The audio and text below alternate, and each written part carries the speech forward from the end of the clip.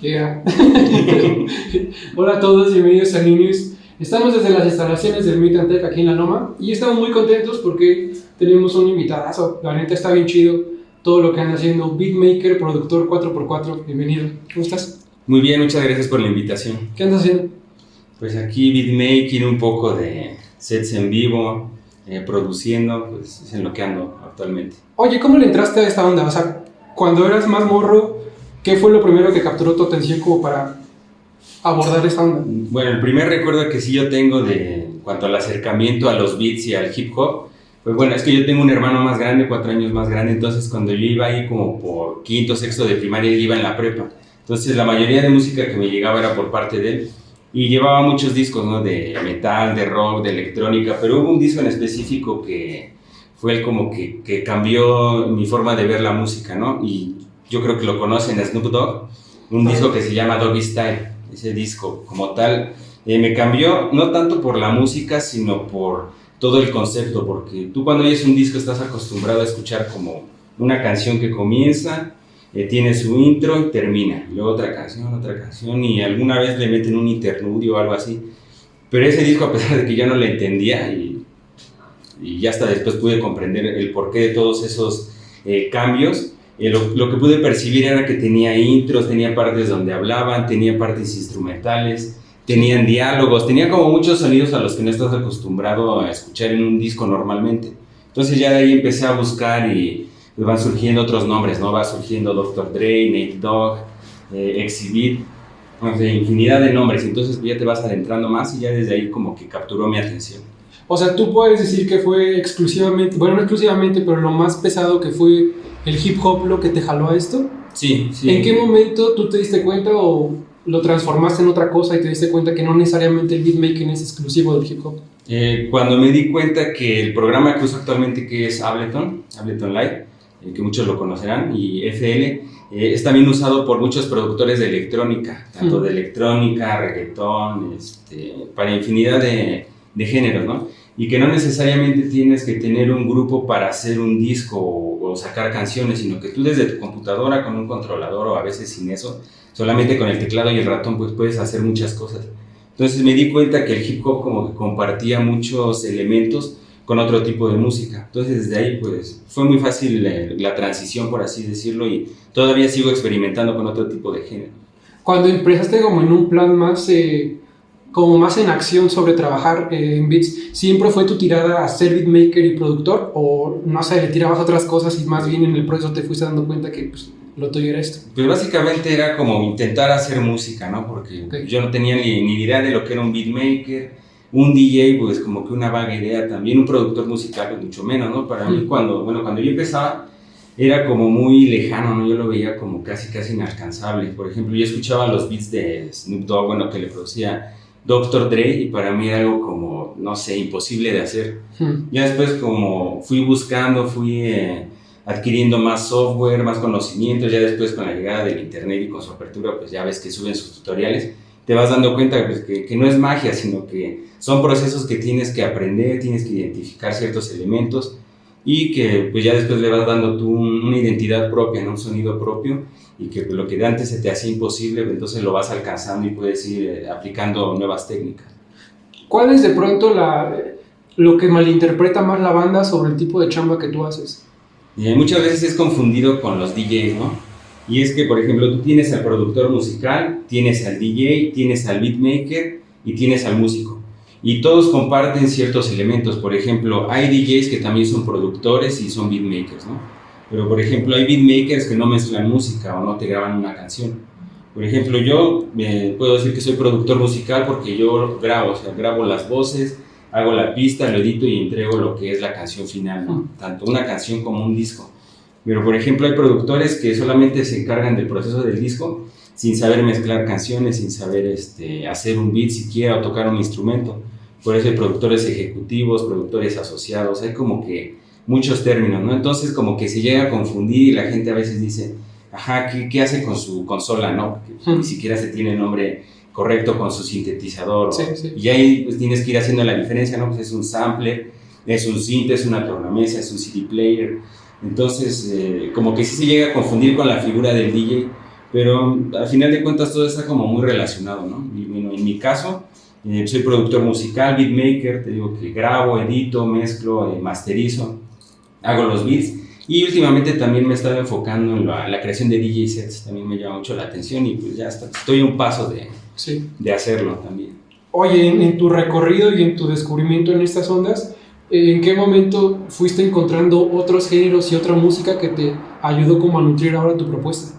Bueno, ya cuando supe lo que era un beatmaker o cuando yo me llegué a identificar como tal, Sí. te das cuenta que tienes que escuchar mucha música, o sea, no nada más es como que centrarte en el rap, ¿no? Y A menos que exclusivamente esa sea tu ajá, sí, hay sí. quien lo hace y lo respeto, ¿no? Pero Sí, por sí. ejemplo, antes sí escuchaba mucho rap, ¿no? Pero actualmente ya escucho de todo, ¿no? Escucho salsa, cumbia, hubo un tiempo en el que escuchaba mucho tango, no sé, como que escucho algo y me clavo, empiezo a escuchar un rato y ya después lo dejo y voy cambiando. Por ejemplo, ahorita están muy de moda lo que son los corridos tumbados, ¿no? Sí. Tengo un sobrino que inclusive hace un año sacamos un disco y yo tuve el gusto de producirlo, tocó la guitarra, los arreglos, el bajo, cantó, o sea, así todo, y no son corridos como tal, pero más o menos como que por ahí va, ¿no? Él lo denomina folk alterado.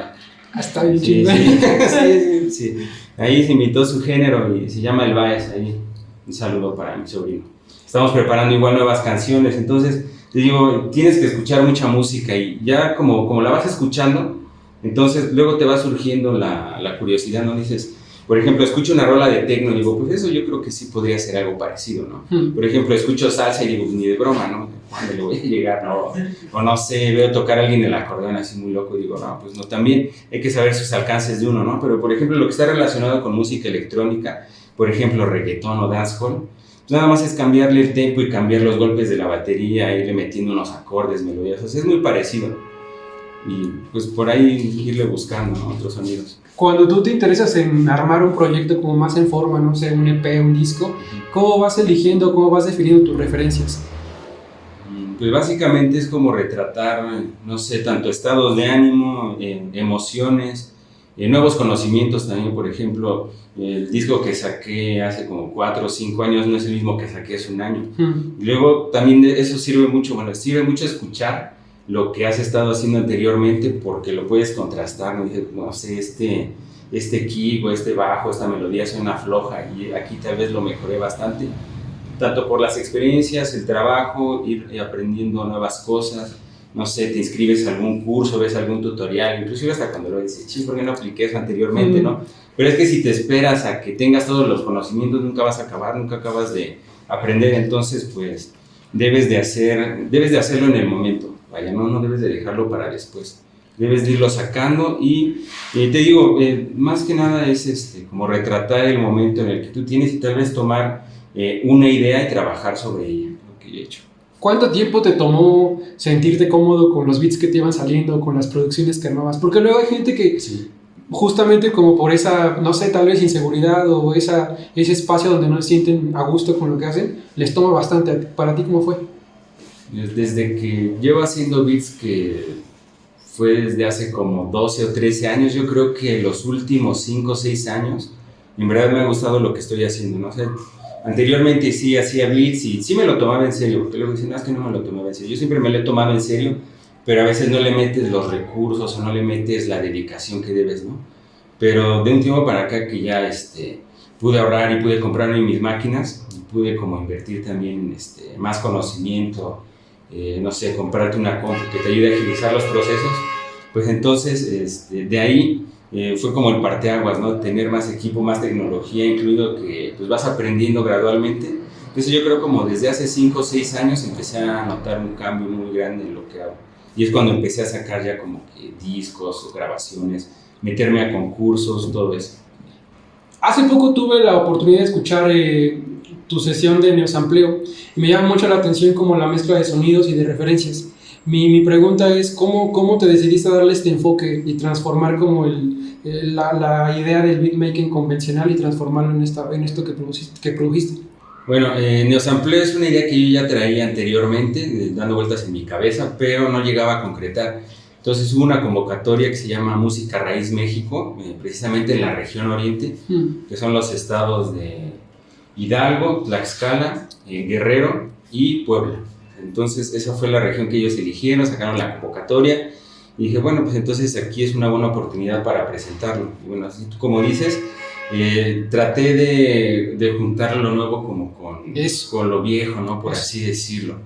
Porque tienes amplios tanto de música prehispánica, música un poquito más contemporánea y bueno, ahí los que tengan la oportunidad de ver el set, pues cierro con algo que yo siento que es como mi aporte, ¿no? A lo que es la música contemporánea, si es que sí se le puede decir, porque es algo que no he visto que hagan muchos beatmakers o productores, ¿no? Que es como finger drumming con esta máquina ahí, con un sinte, ¿no? Semimodular. Entonces cierro así, empiezo como con grabaciones de sonidos prehispánicos, voy dando un recorrido, le meto ahí algunos interludios, algunas partes que son meramente de percusiones y cierro con eso, ¿no? Entonces fue una buena manera de llegar a concretar esa idea que tenía en la cabeza.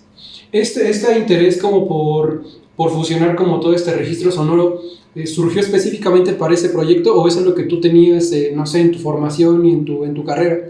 Sí, ya lo venía yo aplicando en mis beats, por ejemplo, eso de samplear música mexicana, sí. Porque si te das cuenta, el hip hop se adapta o toma características del lugar de donde lo están haciendo, ¿no? Por ejemplo, en Estados Unidos, ¿qué es lo que hacen? Samplean funk, soul, jazz, por así decirlo. Entonces, en México, si haces eso, no es que esté mal, ¿no? Pero nosotros tenemos música que también se produce aquí. Por ejemplo, no sé, desde sones, mariachis, música prehispánica. Entonces, si tú no lo sampleas, nadie más lo va a hacer porque es lo que te da, por así decirlo, identidad. Entonces, yo ya lo venía trabajando, pero ahí fue como la forma de realizarlo como tal. Me parece muy interesante y muy importante justamente porque igual he tenido la oportunidad de ver que ya has movido tu propuesta y tus sonidos, o sea, ya anda por el mundo. ¿Cómo ha sido la respuesta justamente de este tipo de aproximaciones que te avientas de pronto? Bueno, a mí lo que me gusta mucho es entrar como a beat contest, concursos de beats, sample challenge, que es, por ejemplo, alguien asigna una canción y los que se quieran apuntar tienen que hacer una canción con ese sampleo, ¿no? Bueno, un beat con ese sampleo. Entonces, tanto me gusta participar aquí en México como en Estados Unidos. México me late, pero también me gusta como exponerlo en otros lados, ¿no? Porque luego puedes hacer otro tipo de conexiones, puedes entrar a otro tipo de concursos, inclusive entre uno que se llama la B1 Battle, que la hacen en Rusia. Esa fue, me parece que hace 2 años. Y hubo un jurado muy bueno que se llama Jay Black, que es como de los mejores de finger drumming. Y él fue el juez, entonces dije, pues voy a participar, no tengo nada que perder, ¿no? Entonces participé, quedé en segundo lugar. Primer lugar quedó uno de Rusia, no recuerdo su nombre, la verdad, y en tercero también. Entonces yo quedé ahí como que en segundo, ¿no? Que se ve que también de este lado pues, hacemos ese tipo de música. Otra oportunidad que tuve también fue en un festival que hacen en Alemania, que tiene que ver con sampleo y con tornamesismo. Entonces también hicieron su edición 2020, me parece, y que fue la Beethoven Edition, o sea, que fue como agarrar un sample de Beethoven y lo tenías que transformar, pero esa sí estuvo aquí como más difícil, porque entraron, por ejemplo, los subcampeones, el campeón del año anterior, o sea, hubo mucho nivel, y ahí solamente me quedé en los primeros 16, ya no alcancé a pasar a la segunda ronda, pero los que mandaron fueron como 50, entonces quedan entre los primeros 16, estuvo chido, y ahí me di cuenta que entre los primeros 8 quedaron 2 mexicanos, me parece, entonces yo tampoco los conocía, imagínate, entonces hay mucho movimiento y a veces como que tú no identificas quién está adentro, porque como el beatmaking ya está tan abierto a otros sonidos, a otro tipo de música, entonces ya no se queda solo con el hip hop y recibe propuestas de muchos lados, entonces eso también me llamó mucho la atención.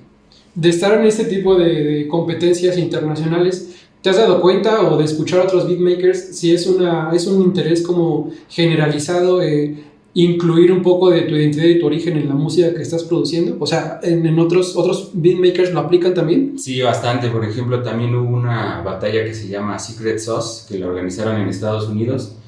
Y allí concursaron unos beatmakers, por ejemplo, un amigo que se llama Tambor Beats de Venezuela, que él sampleaba pura música de Venezuela, precisamente los tambores, cosas de ese tipo.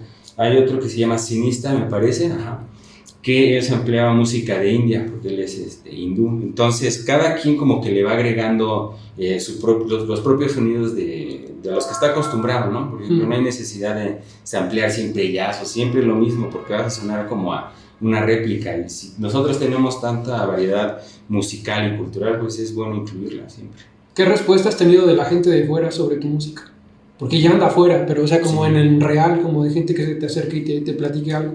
Sí, he recibido comentarios, ¿no? Luego comentan ahí, ¿no? En inglés inclusive, o luego te llegan a escribir así, oye, me gusta mucho lo que haces. Y te empiezan a seguir y empiezas a intercambiar como experiencias, trucos, y es muy bueno. Inclusive aquí mismo en México, hace un mes, tuve la oportunidad de presentarme en una convención de sintetizadores que se llama Mexinco. Entonces ahí fue como una convocatoria, ¿no? El plug and play, tenías que mandar un video de 2-3 minutos máximo y ellos iban a seleccionar a 4. Entonces tuve la oportunidad de ser seleccionado, ya me lancé, ¿no? Entonces toqué frente a público que no está acostumbrado a lo que yo llevo. Por ejemplo, sí saben lo que es un MPC o sí saben de hip hop, pero como que superficialmente, ¿no? Ellos van a escuchar techno, van a escuchar otras cosas. Entonces tú llegas con tu sonido y es bueno saber que les agrada también, porque sí tuve una respuesta muy buena, la verdad. ¿Cuál es la parte que más disfrutas de tu proceso creativo para hacer, no sé, un cuerpo de trabajo, una canción, un beat? Como tal, empezar a hacer el beat hasta terminarlo. Es desde que empiezo y tengo la idea, no sé, como que tú ya mismo sabes, no sabes identificar cuando algo tiene futuro, entonces te sigues y... ¿Siempre lo abordas así? O sea, como ya tienes algo en mente y más bien es como ya nada más te enfocas en hacerlo. A veces, ¿o vas buscando? ¿Cómo es? A veces, por ejemplo, cuando es a partir de un sampleo, pues ya tienes la canción, ¿no? Entonces, más o menos sabes qué rumbo le puedes dar, pero también me gusta trabajar mucho con sintetizadores. Entonces, como que entre lo poco que sé de algunos acordes, algunas notas, entonces es como ir un poquito a ciegas, ¿no? Entonces eso yo pienso que también lo hace más interesante, ¿no? Que a veces también es frustrante porque trato de sacar una progresión y no me sale y sí me frustro, ¿no? Sí te feo, entonces tienes que regresar otra vez a hacerlo, pero ese es precisamente el reto, ¿no? Entonces yo creo que sí es diferente trabajar con un sampleo, trabajar con un synth. Con un sampleo más o menos ya tienes los sonidos, ¿no? Por ejemplo, un sampleo, vamos a decirlo, de son. Tienes unas guitarras, tal vez algún bajeo, alguna voz. Entonces más o menos sabes el rumbo que puede llevar, pero si tienes un sintetizador tiene infinidad de opciones, ¿no? Entonces ahí va a depender de la melodía, de la armonía que tú logres hacer para después ya ir trabajando sobre ello. Pero sí disfruto todo el proceso de hacer un beat que por lo regular es como un par de horas, 1 o 2 horas máximo. El otro día estaba escuchando como tracks aleatorios en tu Bandcamp. Me llamó mucho la atención en particular lo que hiciste con Los Hijos de Tlaxcalán. Ajá, sí. ¿Cómo surgió esa idea? ¿Cómo se integró? ¿Cómo se hizo comunidad ahí en ese caso? Ahí de Los Hijos Olvidados, igual fue una convocatoria del PECDA, me parece que del 2019. Sí, pues yo la verdad no le prestaba mucha atención a este tipo de convocatorias, ¿no? O sea, yo las veía, pero como que se me hacía algo en lo que no podía participar, ¿no? Yo decía, pues ¿cómo voy a entrar ahí con unos beats o con unos raperos, ¿no? Como que se me hacía muy lejano, pero después dije, pues ¿por qué no voy a intentarlo, no? Entonces hice ese proyecto, invité a unos amigos, invité a Cyper, a Raíces Húmedas, a Cycro y a Henry Kicks, y también a Pepe Ramírez, que aparece ahí en unos tracks. Entonces metí lo que es el proyecto, resulté ganador y entonces a partir de ahí pues yo sí fui tomando como que esta idea de los hijos olvidados de Tlaxcala. ¿Por qué los hijos olvidados, no? Porque por lo general lo que se oye comercialmente pues no es hip hop, ¿no? O sea, uno que otro lo oye, ¿no? Pero ¿qué se oye más? No sé, si te metes a ver el top 5 de Spotify, está Remix y están otros 3, ¿no? Se oye más cumbia, se oye otro tipo de música. Entonces este tipo de música está como que olvidada, por así decirlo, y si tú te acercas a ver un poco, te das cuenta que hay muchas personas detrás, ¿no? Y que no necesariamente tienen un gran equipo, sino que ellos se compran su micro, hacen sus pistas y se ponen a grabar. Entonces fue como darle voz a esta parte que por lo general la gente ignora. Y la verdad me gustó mucho el resultado, o sea, las personas que invité se rifaron todos con las letras, con los rapeos. Me acuerdo que lo grabamos como en 2 meses, así en un cuarto que estaba yo rentando como estudio provisional. Y ahí lo logramos muy bien, la verdad me gustó mucho el resultado. ¿En qué momento se convirtió para ti como en un interés comenzar a profesionalizar tu chamba? Y digo profesionalizar en el sentido de cómo lo presentas, cómo te conduces y cómo te manejas con los demás.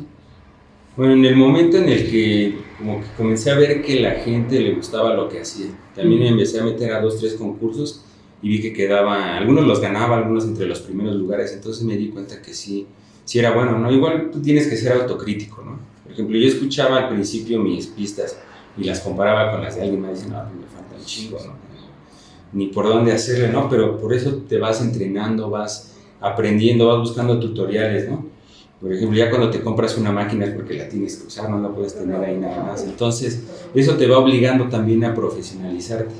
Y también cuando ya empecé a grabar, a cobrar por grabar, a vender uno que otro beat, entonces pues ahí vas generando un ingreso y es como una cadenita, ¿no? De sucesos que van pasando. Tu producción musical, al menos de lo que escuché en tu Bandcamp, pues va por lados muy distintos. ¿Cómo te vas decidiendo hacia dónde dirigirte musicalmente? ¿Es más del momento? ¿Es de lo que escuchas? ¿Es como de la situación? No sé. Hay veces que solamente hago como los beats, ¿no? Digo, voy a hacer un beat, ¿no? Y lo hago y ahí lo tengo, a veces lo vendo. Casi no vendo beats, que otra vez, ¿no? Pero, por ejemplo, hay ocasiones en las que, por ejemplo, durante ciertos meses, vamos a decir medio año, hay beats que se parecen mucho, ¿no? Como que traigo, no sé, como que traigo ese tipo de vibra, ese mood, ese estado de ánimo. Entonces, ahí hay beats que sirven como para trabajarlos en un proyecto, ¿no? Hay otras veces que sí empiezo con la idea en la mente y digo, a ver, quiero que suene como tal o quiero que exprese cierto sentimiento, ¿no?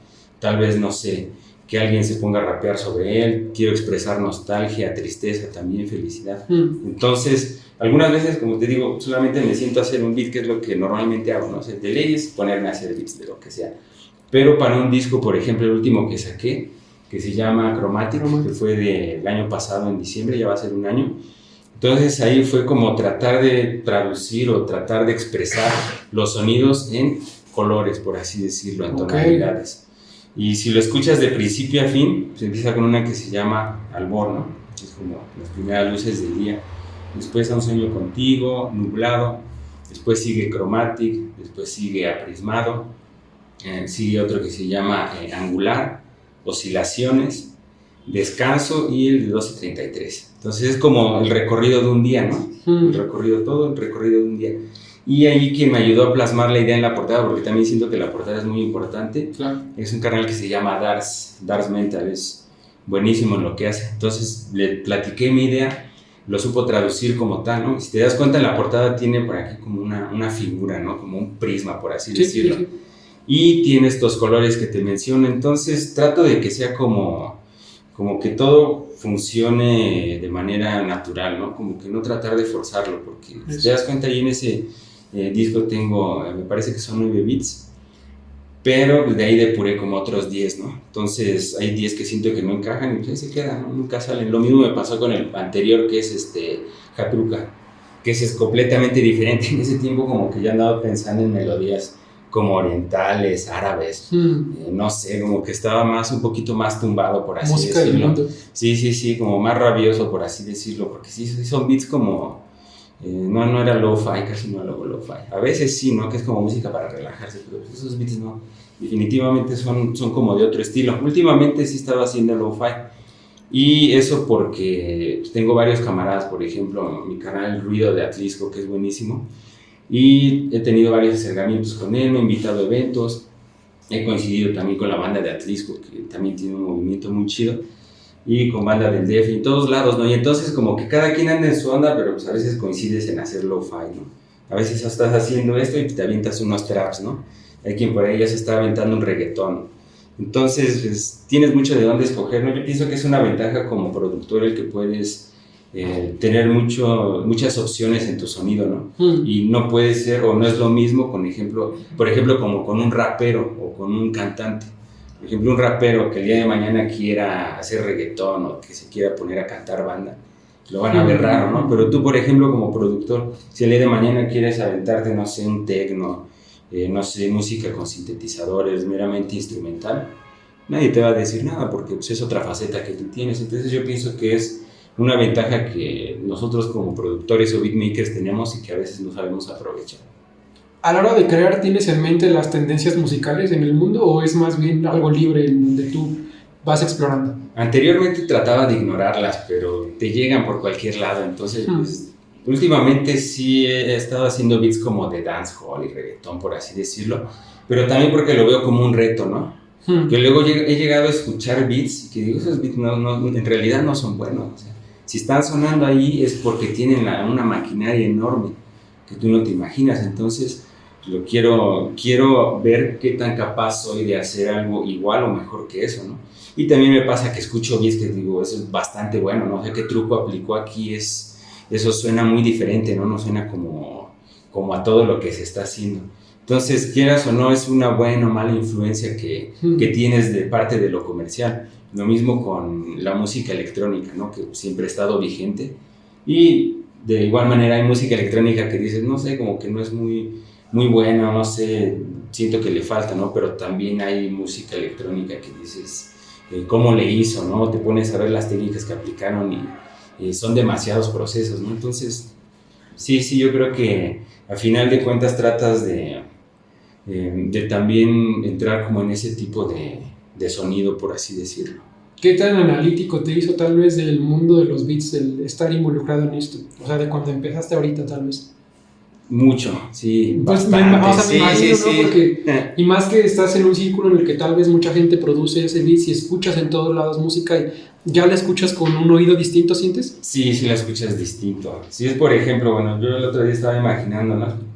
Como un chef que prueba, no sé, una comida. Entonces, esa persona, pues, no es como cualquiera, ¿no? Que la va a comer y va a decir, está buena, o lo que sea, ¿no? Me gustó, no me gustó. Lo que va a decir, tiene tanta sal, tantos elementos. Tiene tales elementos, no sé, lo va a percibir de otra forma. Lo mismo pasa con la música. Hay veces que sí, como tal, la escucho ya, ¿no? Pero no sé, casi no puedo evitar escuchar, no sé. Por ejemplo, venía escuchando corridos tumbados ahorita en el carro, ¿no? Y la guitarra viene paneada a la izquierda, la de los arreglos tal vez a la derecha. El bajeo a veces está bien a la mitad, a veces siento que está como movido un poco. Entonces ya empiezas a decir y cuánto reverb le meten y la voz y que si le meten dobles y todo eso. Lo mismo con el hip hop, más con el género, ¿no? Si ese sampleo ya lo escuché, ya lo reconozco. O ese snare siento que lo sacó de ahí, o ese kick, o esos procesos. Entonces sí te va volviendo como más analítico. Bastante. Yo creo que el tipo de chamba que haces ya tiene a mucha gente y a muchos morritos particularmente, como muchos morritos quieren hacer esto, ¿no? Sí. ¿Qué consejo práctico muy simple le podrías dar a alguien que esté interesado en esto, que esté empezando tal vez? Que empiecen con lo que tienen. Por ejemplo, si tienen una computadora, que con eso empiecen a darle, ¿no? A diferencia de, por ejemplo, los MCs o los raperos, para producir yo creo que sí tienes que hacer una inversión inicial, ¿no? Porque para rapear, ¿qué necesitas, no? Puedes poner en tu cel, en unas pistas te pones a rapear, una libreta y un lápiz, o sea, en tu cel lo anotas, ¿no? Pero para hacer beats no es como que te los imagines y luego los materialices, ¿no? Entonces tienes que estar dándole ahí en la compu, no sé, esto ya viene después, porque claro. lo que he visto es que hay mucha como fetichización de las máquinas, como que les agregan un valor o las quieren hacer ver como que si te compras esta máquina vas a hacer los beats. Entiendo. Y yo también era así, o sea, a todos nos pasa, ¿no? Y yo lo pude comprobar hasta que me compré mi primer MPC, recuerdo que fue hace como unos 6 o 7 años, y dije, no, ahora sí voy a hacer beats como en otro nivel. Y ya cuando vi que era lo mismo que FL o que Ableton, solo que tiene la máquina, y sí tiene sus ventajas, ¿no? Pero si quieres hacer beats, lo vas a hacer con una computadora, con lo que tengas. Entonces, que no se esperen a comprar una máquina, a un teclado MIDI o a tal vez unos buenos monitores, porque pues, nunca acabas de comprar equipo, vaya, siempre va a ser algo, va a existir algo mejor y nuevas versiones. Entonces, si tienes una compu con lo básico, con unos audífonos, empezar a darle, y si en verdad le quieres dar como ya en serio, quieres que te empiece a redituar, entonces invertirle en un teclado MIDI, no sé, un controlador con pads, unos monitores, un micrófono, entonces irle metiendo, ¿no? Porque sí, también le tienes que invertir dinero. Justo. Nada más para terminar, y porque ahorita te vas a aventar un pequeño set aquí con nosotros. Recuerda tus redes sociales y si tienes algún plan, alguna fecha o algo que ahí tengas pendientes y no solo tus redes. Sí, claro, me pueden encontrar como Daniel 4x4 en cualquier red, ahí en Spotify y en YouTube. En YouTube tengo videos, más que nada como de mis interpretaciones, y en Spotify sí está como más la música. Entonces les recomiendo que ahí me busquen. Y la próxima fecha que voy a tener es el próximo sábado 3 de diciembre, es en la Ciudad de México. Es la final de unas batallas de tornamesismo que se llaman TXT. Ahí DJ Diablit me invitó, chido por la invitación, y ahí voy a estar dándole como un set como de media hora. voy a llevar el MPC, voy a llevar el SP, un Cinte. Entonces, si andan por allá, cáiganle, porque se va a poner muy buena la final. Pues ahí está. No nos despedimos porque se va a aventar un set aquí con nosotros, pero a los que nos están viendo, muchas gracias por estar aquí en la entrevista. Nos vemos pronto. Acuérdense de checar las redes sociales de New News, de Mutant Tech, y estamos aquí en la Loma. Si quieren arreglar su compu o algo así, aquí estamos. Y nada, los dejamos con 4x4. Gracias por estar aquí. Gracias.